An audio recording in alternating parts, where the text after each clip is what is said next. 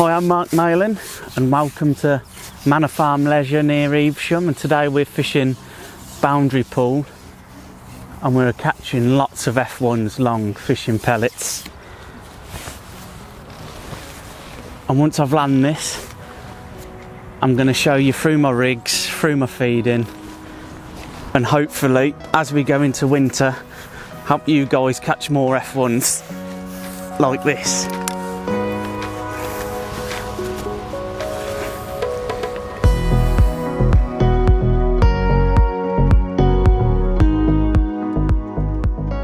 Right, I'm going to run you through today's rigs. Now, when I set up a fishery like this, open water, for predominantly catching F1's, I always set up two rigs that couldn't be two worlds apart. And now I'm going to talk you through why these are set up, but kind of the evolution of fishing over the last 10 years, 15 years. I've been coming to Manor Farm for probably over 20 years now. When we first started coming here, you'd fish 4x18 floats, 1 gram floats, you'd fish 3-inch hook lengths, you'd have 8 or 9 number 8s against the hook length, and you'd bomb your pellets to the bottom, you'd lift drop, feed loads of bait, and you'd catch really positive. But some of these fish are over 10 years old or maybe more. These big F1's, as you can see from the video today, we've been catching F1's well over £5. They're really finicky, and that old school big float, big rig, big shots, big hooks does not catch your fish anymore. You'll still catch big carp down the edge, etc. doing that, but kind of over the last 10 years, these two rigs that I'm just about to talk to have evolved into catching lots of fish like today's session. So we'll start with a conventional rig, as I would say. This is a MAP DF3 4x16 wire stem, big bristle, like I said, 4x16 floats. It's a fairly heavy float. This is kind of getting to the business end now, where I'm trying to get at, we're catching these fish falling through the water with delicate rigs. Although it's a heavy float, you can see I've got my bulk of 6 number 8 shot almost 30 inches away from the hook. So what this allows me to do on a windier day, if the lake's towing, if it's windy and you've got a stable rig, I can hold the rig against the shot. I've got a number 8 back shot, but underneath that, probably a foot away from the bulk, I've got a number 10, and another foot away, just above the 4-inch hook length, I've got another number 10 shot. And this is to allow the bottom fall of the rig to slowly fall through for those finicky fish that are sat off the bottom to follow it down, take it, swim off. So that's why that rig is set up like this. Both rigs are identical, where they have 017 power optimum main line, and both have 013 hook lengths, where I fish 18 B911s. Maybe if it's in the spring coming into summer, I will fish a 16, but on today's session I'm fishing a 16 B911 eyed. And this time of the year, autumn, winter, into spring, I always fish lassos. And why do I fish lassos? Because it looks neater, you haven't got a band sat around the pellet, because today's session we're catching on 4mm pellets and it just looks really neat. And going back to that slow fall looking natural, that lasso when it's dug into a slightly wet pellet looks as natural and it falls through the water really nice. So that's the first rig. Second rig, exactly the same mainline 017, exactly the same hook length 013 with an 18 B911 with a lasso on. Both on map match kits with hybrid 8 to 10 elastic. Now this is perfect, really soft. You'll see from the video today, we're striking at fish, shipping straight back. If one of those 4 or 5 pound F1's is still wallowing at 16 metres, the elastic stretches, no hook pulls, and then again, when you're playing them up your fish, use your puller, they come in really nice. Now this is a rig that's been evolved probably the last 10 years. I call it the zero rig, and I call it the zero rig because it takes no shot down the line. In fact, this rig has got one number 12 shot probably 20 inches away from the hook. And the reason for this is it's almost a self-cocking float, where if I put that float in the water on its own, it'll cock, then the number 12 just registers and dots the float down. And now the reason for this was, as the F1's have evolved and they're feeding up and down through the water column all year round, this is a rig that I can flick past, watch it fall through the water, and you're getting bites on the drop. But equally, when the float's stable on the bottom, you'll get bites as well. But those big F1's are just watching that pellet fall through the water, and this rig has caught me so many fish the last 10 years. So they're the two rigs. So like I said, like chalk and cheese, two totally different rigs, and they both have their purposes. As per today, I always typically start on the heavier rig, where I'll go out and I'll kinder anything from 5 to 30 pellets, lift and drop conventionally, and as what I would say conventional big lake F1 fishing. But where this lighter rig comes into its own, if those big fish are coming off the bottom, or you're getting line bites, or they're a little bit finicky, I will pick the light rig up and I will flick this around my feed, and I will ping 1s and 2s over the top. The difference is I can feed 30 pellets with this big pot, or I can ping 3 pellets 10 times with this. So you're feeding the same amount of bait, flicking your rig around your feed, and as you'll see from the video today, this rig can be absolutely deadly. So they're the rigs. Bait wise, really simple. We got copping pellets today, 2 tubs, straight out the bag, 4mm coppings. And then what I do, I've just got a smaller quantity where I douse these in water, fill them with water, drown them with water, a minute later tip the water off, leave them on the side tray. So typically when I'm using this heavier rig and I'm kindering pellets in, I will use the ones that are soaked, because you'll notice when you chuck a few pellets down your edge, you'll get a few sit up in the water column, then they'll sink. But once they've been doused in water, as soon as you feed them in water, they'll go straight to the bottom. And that's kind of what I want when I'm fishing this heavy rig and I'm setting a little trap and feeding on a 50p piece. But the dry ones, these are the ones I ping. I want to ping these because when they go out there, I want them to sit in the water column, go through the water column a lot slower than the ones that are damp and swelled up, and this allows this light rig to become more effective through the water. And hook baits, I use some of these 4mm coppings on the hook. I will always have some 6mm with me if I feel like a bigger sight bait is better. In this tub I've got some light ones. Behind me on the side tray I've got some darker 6mm as well. Just tiny little changes on the day can catch you more fish. So now I've talked you through the rigs and the bait, now we'll get out there and we'll see if we can catch some fish.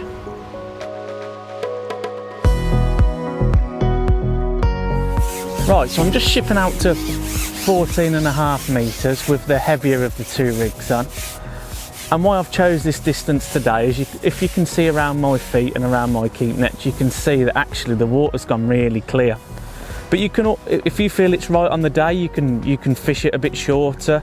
If it's a windier day, you can fish this method a bit shorter. But I just feel like it's right today with this bit of breeze to get out there into the lake where you can hook a fish and not have a disturbance. Likewise, if you feel like during the match at 13 metres or 12 metres, 11, you feel like it's tailing off, you've got the option then to go a little bit further. But today we're fishing at 14.5 metres. I've got the kinder pot on and the heavier rig, and I've just shipped out and I've just tapped in 20 pellets and I lowered the rig down with the feed. And what I shall do, I will just keep lifting and dropping this. And as you heard me about earlier, the bulk is quite far away from my hook, so I can lower that down, and then I know for the next 5 or 10 seconds my hook pellet is still falling through the water, and it's just registered on the float now. So my float's dotted down, so I know my float now is sat right, my 2 droppers have registered, and my pellet's sat on the bottom in that pile of bait that I've fed.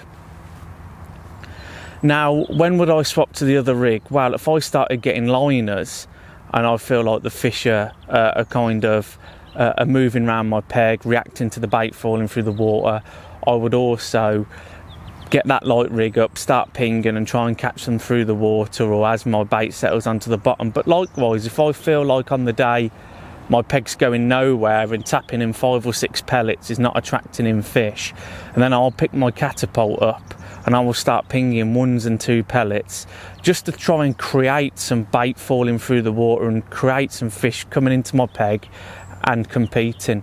See, I just had a small indication then, I lifted and it was foul hooked and it come off. So it is a bit of a warmer day today and these fish want to come off the bottom. So don't be alarmed to always have your rig box with you, or if you have your rigs on your top kits, to have some deep shallow rigs set up, because believe it or not, even in autumn into winter, if you get a red letter day, those fish, especially F1's, will come off the bottom and you can catch them shallow. So always have that as a little tip up your sleeve. Right, so we've just missed 2 indications and we actually foul hooked one. So they're telling me there's a few fish in the peg mooching around. So my gut feeling is I'm going to lift and drop and show you how to catch one on this rig, but I'm thinking we'll get the lighter rig out, the slow falling through the water. But this actually rig, it mimics that in that bottom column of the water. So what I'm going to do is keep lifting and dropping, just lift the rig up, lower it down nice and slowly, and the rig will still fall through the water when the float's settled, because I've got those 2 droppers and you can see they've just registered on the float. So that pellet is now on the bottom. And then we leave it for probably 10 seconds and then we repeat the process, and then we lift the rig up and we drop it down. And you don't always have to ping over the light rig. I can ping over this, and I would in a match. I wouldn't, if I started on the heavier rig and I think, shall I introduce some bait with a catapult to see if we get any indications, any fish in your swim, I would ping over this heavier float, and then if I started to get indications, then I would transfer over to the light rig. But we just, because I know there's a few fish there, I'm just going to carry on lifting and dropping, because we did have those few indications. So again, just lift, lower the float down, let the 2 droppers register on the float. And it's not always about lifting and dropping. You can flick your rig past, you can flick your rig to the left, you can flick your rig to the right. It hasn't always got to be a lift and drop. But in this instance, we're lifting and dropping up. Just missed another bite. So, rig up. Lower the rig down. I think it's important to let you know I fished this about probably 1 inch over depth, because I want that hook bait sat on the bottom with the hair rig sat properly behind it. Sometimes if you fish it dead depth or just over depth, it doesn't sit right on the bottom, so you want your hook bait lay on the bottom. So I always fish probably to the bottom of the body of the float when I plumb up, so I know that the lasso and the hook are lay on the bottom and you'll still get a positive bite. So I'm going to lift and drop again.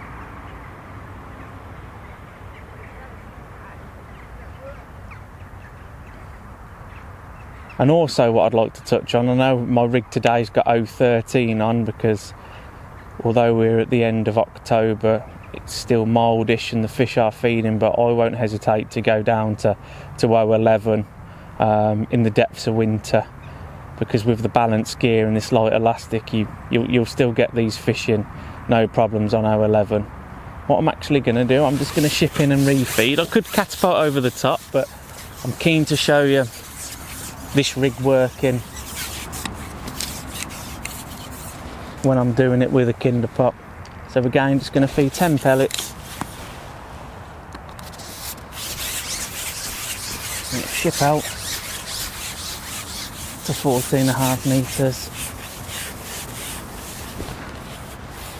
Swing my rig out into the lake.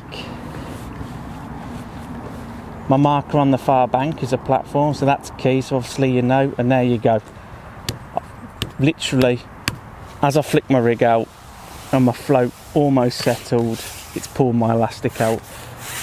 So that just shows you the importance of why that last part of the rig is the slow fall, because again, like we said earlier, if I'd have had a 4B18 float like we used to when we first come to Manor Farm, I would never have hooked this fish.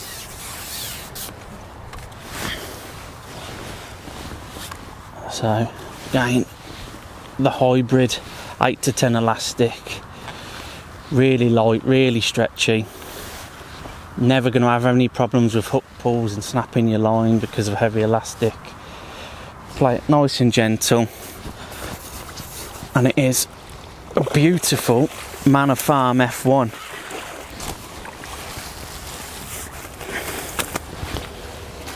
I'm just going to unhook this in the net because we don't want any mishaps.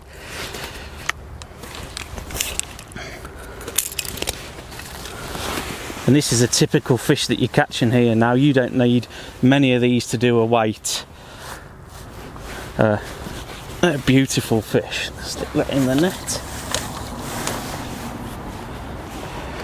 Obviously we had to work hard for that fish. It weren't just going out there, tap the pellets in and you got a bite and it was fish on. It was clearly obvious from the odd line bite, getting bites, that the fish are milling around the peg. So what I would do now in a match scenario, I would pick this light rig up. It's got a 4.5mm pellet on it, and I'm going to go out and I'm going to show you how I flick this rig round the peg, how I feed over the top, and see if we can catch one on this float. So again, fishing it at the same length, 14.5 metres.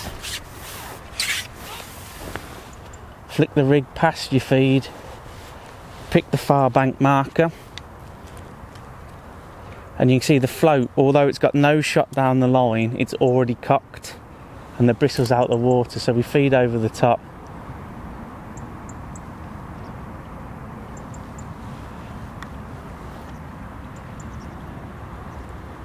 And you'll see obviously that number 12 shot is slowly falling through the water with the pellet. So we just got an indication then. So I'll lift and I'll drop the rig. Obviously the float's in the water and it's almost self-cocked, but I know now that that pellet is still falling through the water, and then when the 12 shot registers and the float dips, I know then now that my pellet's on the bottom. So just feed 5 pellets over the top, and then just as the other rig, I will lift and I will drop. And with this float as well, I tend to, more than the heavier float, I will lift it and I will flick it past my feed, because we know that some of these big F1's and big fish, they sit on the back of the feed, so it allows you to flick past and hopefully catch some of those wiser fish. And I won't hesitate to keep feeding. Like I said, you can feed 20 pellets once, or you can feed 3 pellets 5, 6, 7 times, and it's the same amount of bait. So I'm working it now. It's almost shallow fishing, being really busy, being proactive, but I'm actually catching on the bottom. So I fed, lift and drop the rig, and I'm hopefully going to catch one of those wise F1's that's just sat mid-water following the bait go down. So keep feeding a few pellets over the top, lift, drop the rig,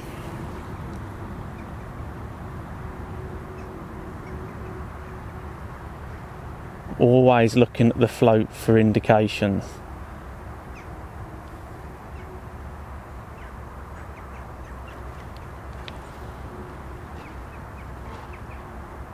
So no indication then, so I'm just going to lift, going to drop, and I'm going to ping another 5 pellets over the top.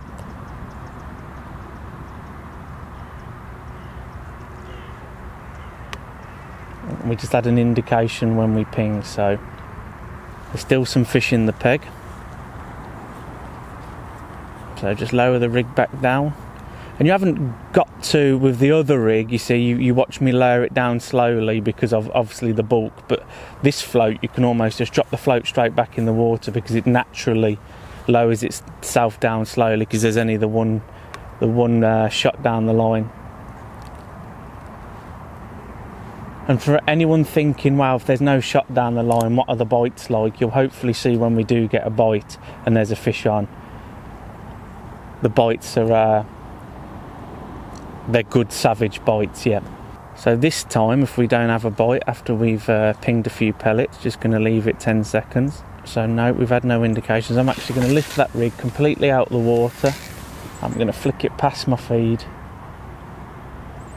lower my floating, just to see if there's anything on the back of my feed. And I typically probably fish slightly longer line on this float between my tip and my pole tip, just so it allows me to flick it out that bit further. So we've just had an indication, because I've still got the back shot on, so I've still got control to the float, but I always typically fish a little bit more line on this rig, so it allows me to flick it around my peg a bit more. But you can always add another section on and fish halfway down your section. And now you can do this on 2 or 3 lines. Obviously I'm fishing in front of me today, but I had a plumb up around the lake, and I know it's pretty flat. It's about 6 foot all along here, so if you feel like this line's fading away, or you don't want to overdo it by feeding loads, you can rotate a couple of lines, which can also be really good in the winter as it goes cool. But today we're just focusing on this line, so I'm going to ping a few more pellets. Seems to be that's when I'll get the reaction when we feed.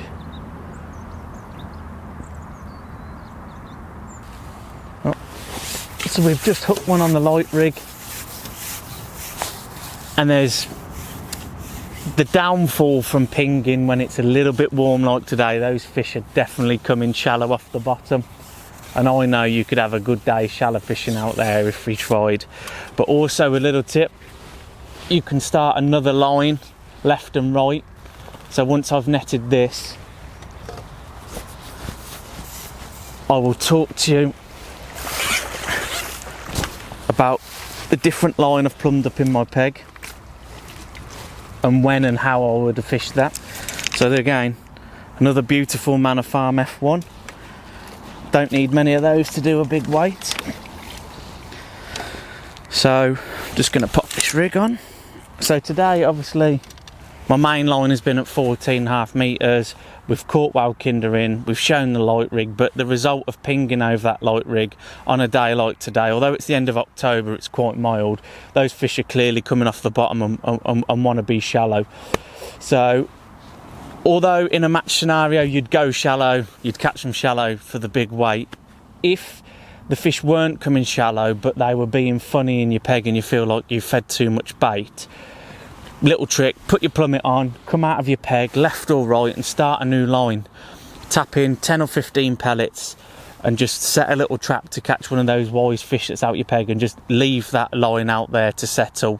And then if it's the same depth and you've caught a few fish off these other lines, you can also go back out there and hopefully the fish have settled and you can carry on going catching. Unfortunately, I'm going to have to admit defeat trying to catch on the deck, because they're actually swirling shallow for my pellets now. So I'm going to go up to the van, I'm going to set a shallow rig up, and let's see if we can catch a few.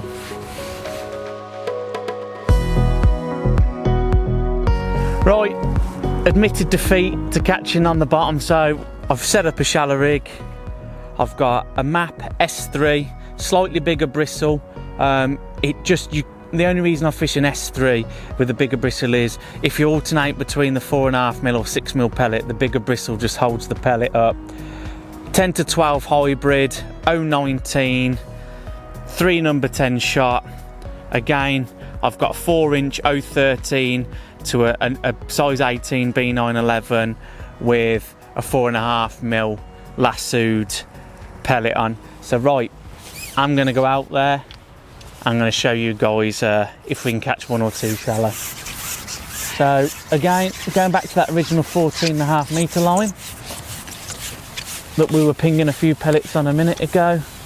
Just going to go out, turn the rig over 3 times.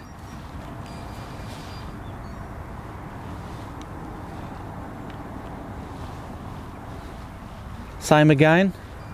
So although the fish seem to want to come shallow, I'm probably not going to feed it as heavy as I would say in the middle of summer, because I feel like you could overcook your peg. So again, I'm just going to ping it like I would if I was still fishing on the bottom, where I'd just ping 5 or 6s just to get them really competing for those few pellets that are going through, and really use my rig to mimic pellets going in. So obviously I'm on the conventional fixed rig, and there you go, it didn't take us long to get our first fish, did it? So I'm on a conventional fixed rig, but equally you could fish a jigger today, probably 3 foot deep, and find where the fish want to be in the layers. But as you can see, I've just hooked this fish at about 18 inches. And again, see, I'm not keen to feed like you would in the summer. Now the fish would be in between my feet, and I'd be looking to feed, but I don't want to overcook the peg because it is quite clear. So I'm just going to concentrate on getting this fish in.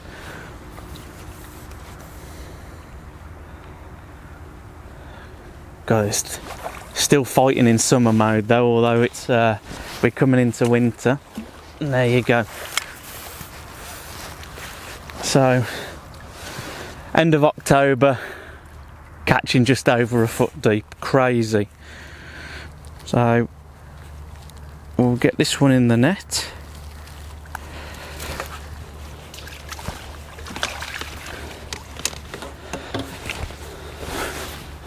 And this is when I will feed now. I'll generally put my top kit on, find my far bank marker, feed maybe 8 pellets, not too many, not going to feed twice. Get my catapult out my mouth so the camera can hear me. I'm just going to slap the rig over twice, and there you go. Crazily solid. So just take a little bit more careful shipping these back, because the elastic is just a little bit stiffer than the 8 to 10. Again, I don't feel the need to feed when I've got the fish in between my net, because I don't want to cook the peg. I can see the fish here now, it's 3 foot underneath, but it proves how clear it is. And another magnificent Manor Farm F1.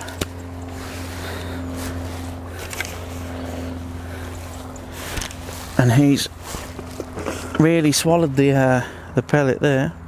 Just unhook that one.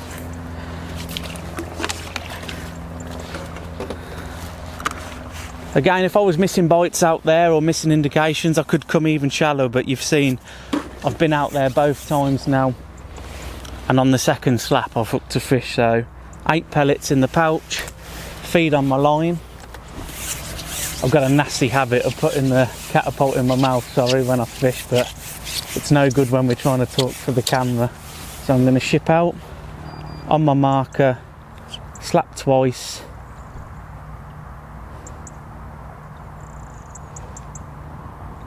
No indication, so I'm going to slap twice again. Again, just mimicking those few pellets going in.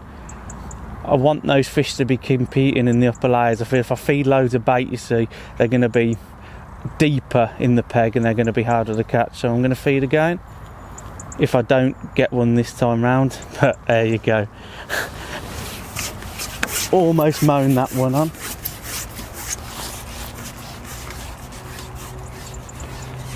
So that's 3 fish and as many puts. Feeding about 15 pellets between the 3 goes. So you don't have to feed lots of bait to catch these F1 shallow in the autumn.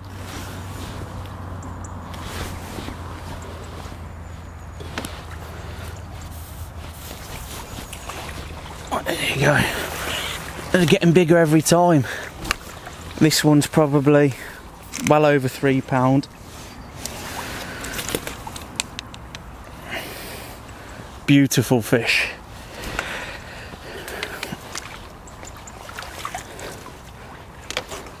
But the beauty of me also only feeding 5 pellets every time I go in is that if suddenly I didn't catch shallow anymore, I could just go back underneath and I could go on the light rig, I can go on the heavy rig, and I know that I haven't blown my peg up, and there's still hopefully some fish underneath to be caught.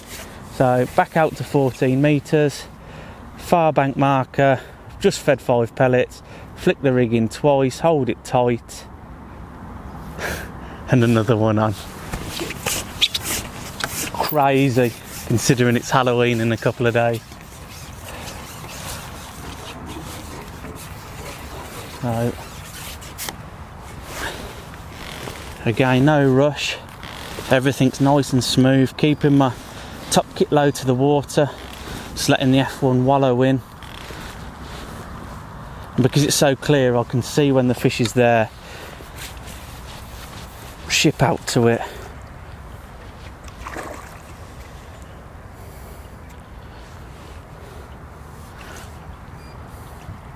Although this one's giving me the runaround actually.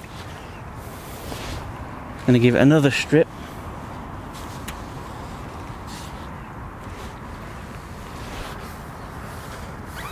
Wait until I can see it again.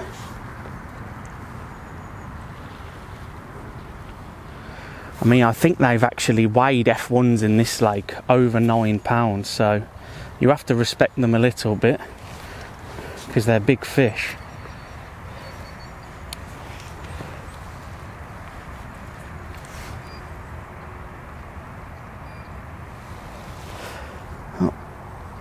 This one, maybe, if it's not a big F1, it might be foul looked.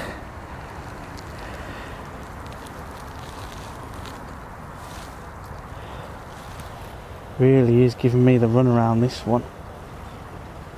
No, it's hooked in the mouth, it's just a big old F1. Whoa. Crazy, literally every fish I've caught since we've gone shallow has got bigger every time. One hell of an F1.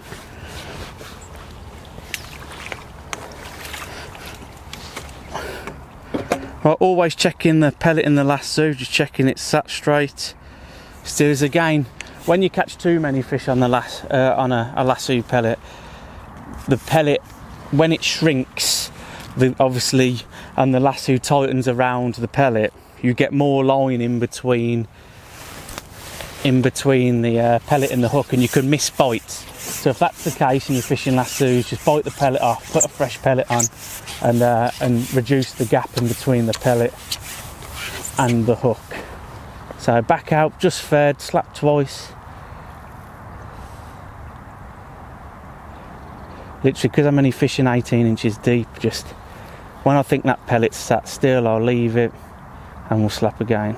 So just missed an indication, there's some fish there. So if I don't have one this slap, I will feed over the top. And there you go, another one on. So again, just to reiterate, this will be the 5th fish, and I've only fed 5 pellets each fish, so not feeding a lot of bait. I'm not going to have done anything crazy where I can't catch fish underneath my feed. Haven't destroyed my peg underneath, you know what I mean? Sometimes in the summer when you're feeding 10 pints of pellets to catch them shallow, you wouldn't go underneath to catch any, but I could easily go underneath these now and catch some fish if I felt it was right.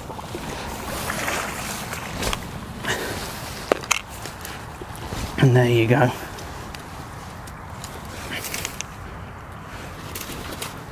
Another Manor Farm F1, just because we're filming. And what I'm going to do, because we're catching comfortable at that depth, I'm going to try it even shallow. We'll do it for the camera.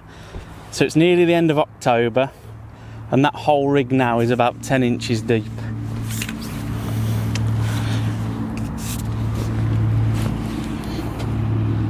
So feed a few pellets on my mark. Again, not feeding too many.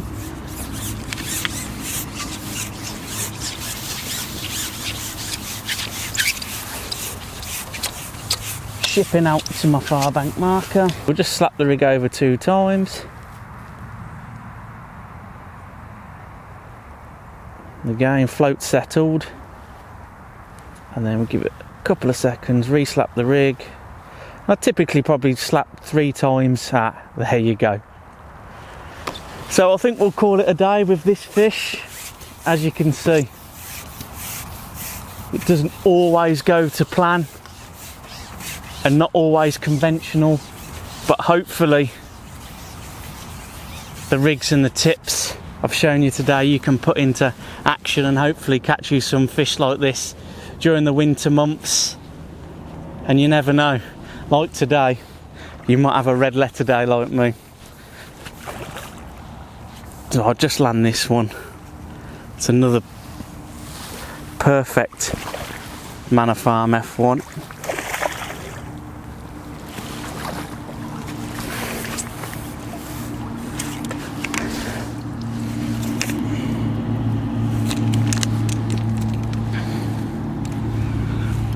There you go, guys. Hopefully that video helped you catch more fish and you can go out and catch some more fish like this. Thank you.